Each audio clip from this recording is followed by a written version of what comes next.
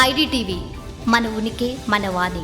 తెలంగాణకు హైదరాబాద్ వాతావరణ కేంద్రం అధికారులు చల్లని కబురు చెప్పారు. రాష్ట్ర వ్యాప్తంగా నేడు భారీ వర్షాలు కురుస్తాయని చెప్పారు. ముఖ్యంగా ఉత్తర తూర్పు తెలంగాణ జిల్లాల్లో విస్తారంగా భారీ వర్షాలు కురిసే అవకాశం ఉందని తెలంగాణ వెదర్ మ్యాన్ హెచ్చరించారు. ముందస్తు అంచనాల ప్రకారం ఆదిలాబాద్, ఆసిఫాబాద్, నిర్మల్, నిజామాబాద్, జగిత్యాల, మంచిర్యాల, పెద్దపల్లి, భూపాలపల్లి, కరీంనగర్, ములుగు, భద్రాద్రి, కొత్తగూడెం జిల్లాల్లో మధ్యాహ్నం తర్వాత నుంచి రాత్రి వరకు మోస్తరు నుంచి అత్యంత భారీ వర్షాలు కురిసే అవకాశం ఉందని చెప్పారు. ఈ ప్రాంతాల్లోని ప్రజలు, రైతులు అప్రమత్తంగా ఉండాలని అధికారులు సూచించారు. మరోవైపు రాష్ట్రంలోని పశ్చిమ, మధ్య, దక్షిణ జిల్లాల్లో అక్కడక్కడ చెదురుమదురు వర్షాలు కురిసే అవకాశాలు ఉన్నాయని అన్నారు. సంగారెడ్డి, వికారాబాద్, రంగారెడ్డి, మహబూబ్ నగర్, మెదక్, కామారెడ్డి, సిద్దిపేట, సిరిసిల్ల, హన్మకొండ, వరంగల్ జిల్లాలోని మధ్యాహ్నం ఆలస్యంగా లేదా రాత్రి వేళల్లో తేలికపాటి నుంచి మోస్తరు వర్షాలు కురిసే అవకాశం ఉందని చెప్పారు. ఈ జిల్లాలో రోజంతా ఆకాశం మేఘామృతమై ఉండి అక్కడక్కడ ఉరుములతో కూడిన జల్లులు పడవచ్చని అన్నారు. ఇక రాజధాని హైదరాబాద్ పరిసర ప్రాంతాల విషయానికి వస్తే మధ్యాహ్నం వరకు వాతావరణం పొడిగా ఉండే అవకాశం ఉందన్నారు.